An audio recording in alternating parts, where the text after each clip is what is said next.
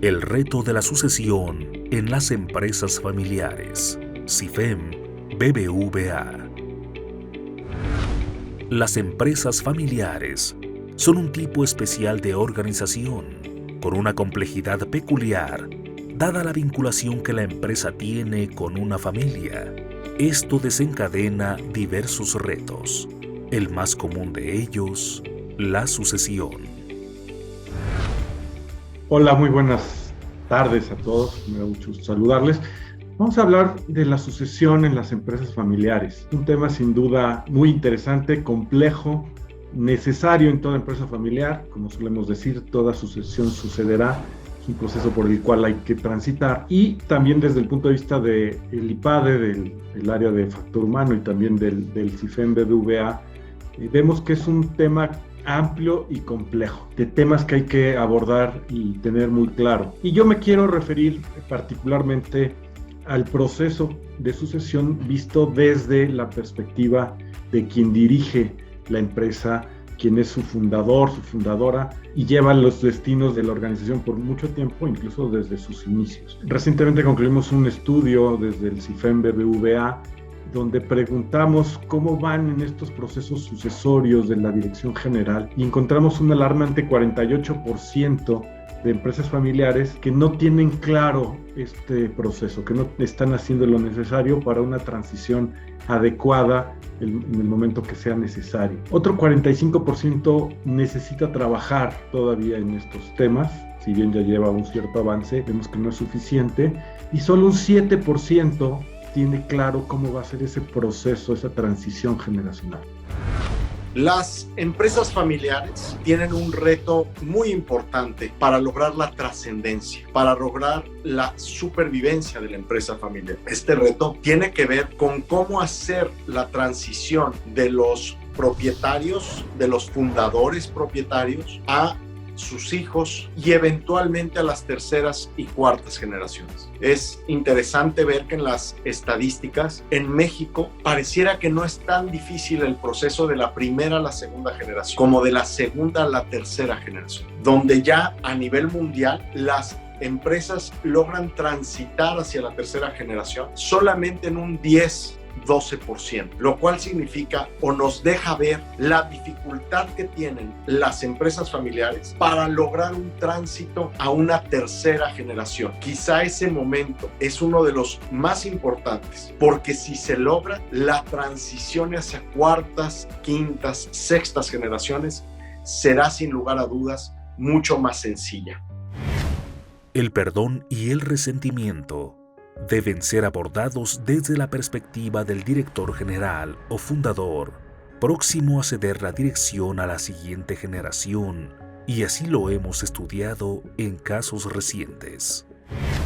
¿Y cuál sería la forma en tratar de resolver precisamente el aspecto del resentimiento? Y también se tiene que abordar el tema del perdón. El perdón precisamente, como bien sabemos, se encuentra a nivel de la voluntad. Quiere decir que está en manos de las personas dar el perdón. Hay toda una técnica para lograr que se dé ese perdón, siempre y cuando las personas pongan de por medio la voluntad para llevarlo a cabo. Perdonar, desde luego, es querer olvidar, pero no se logra olvidar. Lo que sí se debe de lograr es bajar la intensidad de aquel resentimiento que se provocó durante tiempo y mucho tiempo y que no quedó resuelto. Y desde luego lo que se busca es la reconciliación, ¿sí? Ahí y se profundiza sobre el tema del perdón, que es una forma también de quitarse esa carga tan pesada que va teniéndose a través del resentimiento. Pero hay un gran peligro, y el gran peligro fue lo que apareció entre estos socios, que es precisamente un tema que fácilmente se puede llegar a dar cuando no se resuelven los resentimientos, cuando no se resuelven a través del perdón, y esto se le llama la soberbia. ¿En qué está pensando el fundador? ¿Cuándo y cómo planea retirarse? Desde el punto de vista de la sucesión vista por el fundador, que es un tema que queremos abordar, que estamos trabajando. Vemos que efectivamente cuando les preguntamos a las familias, oye, ¿y el futuro del director general qué está pensando? Pues hay un 30% que está pensando no retirarse, o más bien que no está pensando retirarse. Sobre el futuro del director general, podemos decir que hay un 30% que no se retirará. A ver, no se retirará en vida, por supuesto, no está pensando en ese tema y pues dejará que sea el momento, la vida, lo que defina esa transición. Otro 18% lo comenta, lo menciona eventualmente, pero claramente todavía no hay un proceso formal o no hay acciones que respalden esos dichos de inicio. Entonces, prácticamente podemos decir que la mitad de los directores generales de las empresas familiares hoy en día en México no están pensando en este tema del retiro. O dicho de otra manera, tendrán una sucesión súbita. La vida los retirará y ese momento lo definirá las circunstancias. Hay otro 50% donde una cuarta parte, si bien no está formalizado, lo está explorando, lo está pensando, aunque sí será importante llegar a una definición concreta. Y otra cuarta parte sí lo tiene claro, definido y anunciado. Esto quiere decir que hay un 50% aproximadamente que está en un proceso más de planeación de esa sucesión, de cómo será hacia adelante. La soberbia en la dirección es un mal que afecta la sana transición de las empresas familiares.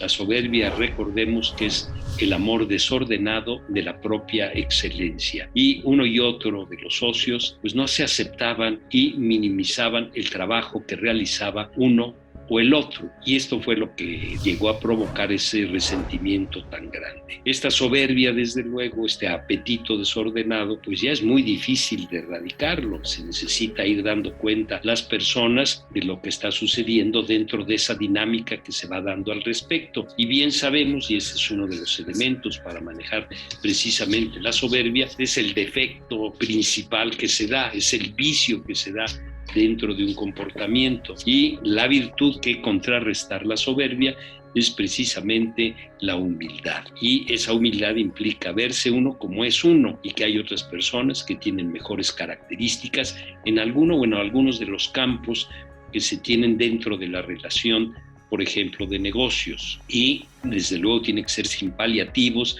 tiene que ser con la verdad, tiene que haber ahí un autoanálisis de cuál es la situación que uno vive.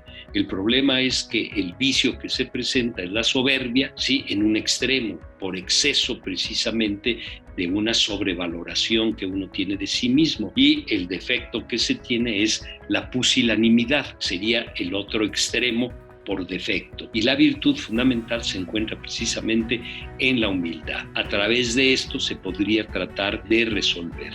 Sin embargo, en este caso, y dada la relación y la situación que se había acumulado durante tantos años, pues se llegó al extremo de tener que vender el negocio. Y esa es en la situación en la cual se encuentran en este momento por no haber podido ni haber querido resolver toda la situación que se presentó. La creación de un consejo familiar en cualquiera de los casos en los que se divida la empresa es la solución real para llevar a cabo una transición a tiempo y correcta. Por eso en ese momento viene esa pregunta. ¿Debemos dividir el negocio en diferentes ramas para que cada familia se quede con una parte del proceso o una parte del mercado? Quizá regionalizar, quizá distribuirnos los procesos, quizá ser proveedores y clientes unos de otros, o debemos mantener el negocio unido. En cualquiera de los dos casos, llegamos a que tenemos que institucionalizar las diferentes esferas de gobierno de las empresas familiares. Tenemos que institucionalizar la familia a través de un consejo familiar. Tenemos que institucionalizar la propiedad a través de una asamblea de accionistas y tendremos que institucionalizar la empresa a través de un consejo de administración. El consejo familiar es un órgano, podríamos decir, más de carácter íntimo, de carácter personal, donde realmente el interés debe de estar puesto en cuidar a cada uno de los miembros de la familia, desde los fundadores hasta los más jóvenes, cuidarlos, atenderlos, ver por el bien de cada uno de ellos. por su salud, por su patrimonio, por su generación de riqueza, por las relaciones personales e interpersonales de cada uno de los miembros de la familia. Las empresas familiares son distintas a cualquier empresa y lo más importante son las empresas que lo componen. En este caso, la familia. Es decir, las empresas familiares tienen un componente que los hace poquito más diferentes a las empresas que no son familiares, que es ese componente emocional que se deja ver frecuentemente en los estilos de mando, en las reacciones personales y que muchas veces van mezclados con sentimientos y pasiones que se van cargando generacionalmente. Entonces, en este sentido, entre el capital, la empresa y la familia, todo es importante.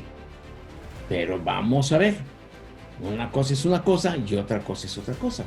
Si se pierde el capital, se pierde la oportunidad de supervivencia de la empresa. Pero siempre hay posibilidades de reunir nuevo capital. Pides prestado, metes a otro socio, etcétera. En fin, hay una serie de cosas. Es importante que en estos momentos se cuiden y preserven los activos más importantes de las empresas familiares. Así, garantizamos una sana transición y la sobrevivencia de cualquier modelo de negocios por venir en estos tiempos tan difíciles. Si se pierde la empresa, como en este momento de pandemia, donde muchas empresas han tenido que cerrar, se pierde la fuente de trabajo para la familia o las familias que laboran en ellas. Pero siempre habrá nuevas oportunidades de desarrollar nuevos emprendimientos. El que ya lo trae, apunten eso. El que ya lo trae. Pero si se pierde la familia, tarde o temprano se pierde la empresa y el capital, y será muy difícil reparar las heridas. ¿Se acuerdan de lo del vaso roto? Y la familia y los rencores, los sentimientos, queda lastimada. Y estos sentimientos pueden, de alguna manera, trascender una o dos generaciones. Ojalá me crean, porque sí puede pasar.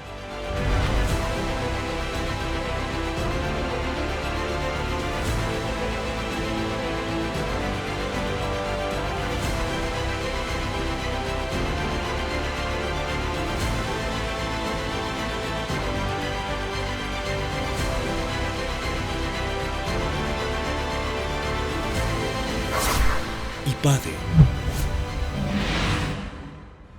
The World Calls.